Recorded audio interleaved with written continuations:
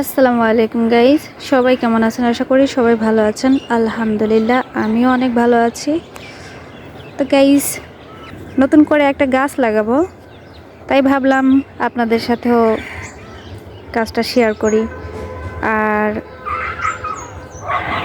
এই তো গাইস, দেখতে পাচ্ছেন এগুলো হচ্ছে ড্রাগনের চারা। আমি আবার হচ্ছে এই মগে ভিজিয়ে রেখেছি।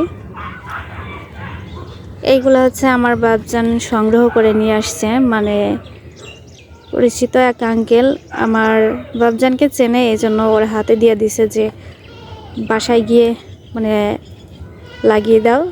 আমার বাপজান এই ড্রাগনের চারাগুলো এনে এতটা পরিমাণ খুশি হয়েছে তা বলার মতো না। এই জন্য যত কষ্টই হোক গাছগুলো আমি সুন্দরভাবে লাগাবো। এই তো গাছ দেখতেই পাচ্ছেন, এখানে হচ্ছে গোবরের সার আর ওই যে মাটি নিয়ে আসছি।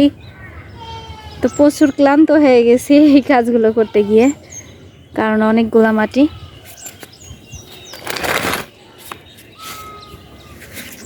আর গাইস, এখন হচ্ছে এই মাটিগুলো আমি এই গোবরের সারের সাথে মিশিয়ে দেব।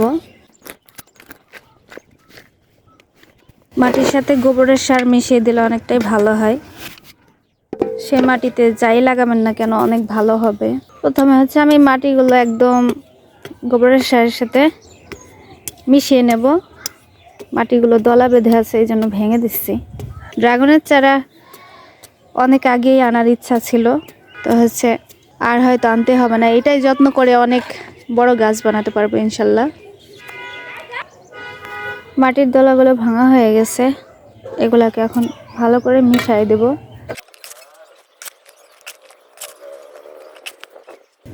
আমাদের যেহেতু বড় কোনো টব নাই, এই যে দেখেন এই ব্যাগটা আমি ব্যবহার করব। এই ব্যাগের মধ্যে মাটিটা ভরে নেব।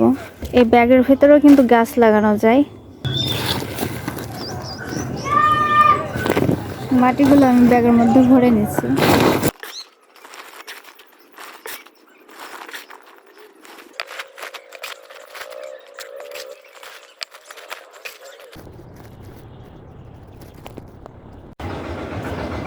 দেখেন গাইস, ব্যাগটাকে কিন্তু আমি একদম পুরোপুরি ভরে নিছি, কারণ মাটির পরিমাণটা একটু বেশি লাগবে।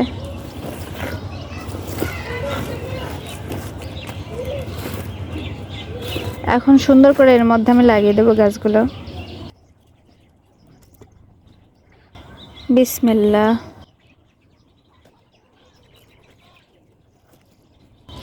এটার মাথাতেও দেখেন শিকড় হয়ে গেছে, তো এটা তো কোনো কাজে আসবে না। নিচে যেহেতু বেশি শিকড়, এজন্য ওই দিকটাতে লাগিয়ে দিলাম। এই গাছগুলো লাগানোর ইচ্ছা আমার অনেকদিন আগে থেকেই ছিল। এর গায়ে প্রচুর কাটা। আমার ভাবছেন যে কিভাবে আনছে, আমি নিজেও জানি না, খুব কষ্ট করে আনছে হয়তো। সবগুলো গাছে এখানে আমি লাগিয়ে দেব, কারণ যেহেতু এখন হচ্ছে টব নেই, এর মধ্যেই আপাতত হোক। হয়ে গেলে ইনশাল্লাহ এখান থেকে তুলে লাগানো যাবে অন্য জায়গায়। এই তো গাইস, গাছগুলো আমার লাগানো কমপ্লিট। এখন হচ্ছে এই জায়গাটিতে আমি গাছটা রাখবো, এইখানটাতে।